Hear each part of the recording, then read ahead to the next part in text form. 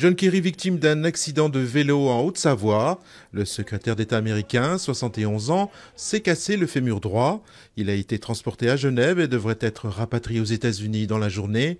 Le chef de la diplomatie américaine était en Suisse pour des entretiens sur le programme nucléaire iranien et était attendu à Paris lundi pour une réunion de la coalition internationale contre le groupe État islamique.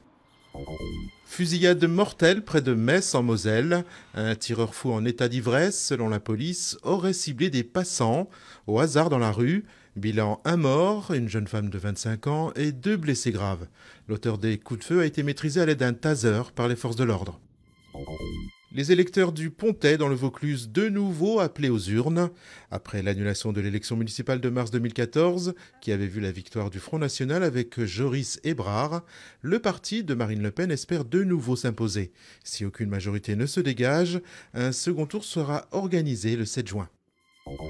Le PSG s'offre un grand chelem historique. Après le trophée des champions, la Coupe de la Ligue et le championnat de France, la formation de Laurent Blanc s'est offert hier soir la Coupe de France en battant Auxerre 1-0 au Stade de France. Le club de la capitale remporte au passage la 9e Coupe de France de son histoire.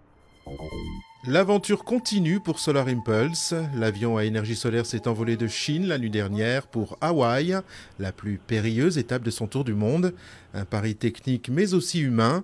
Le pilote devra en effet tenir 6 jours et 6 nuits de suite, seul aux commandes, au-dessus de l'océan Pacifique, et ce, sans café.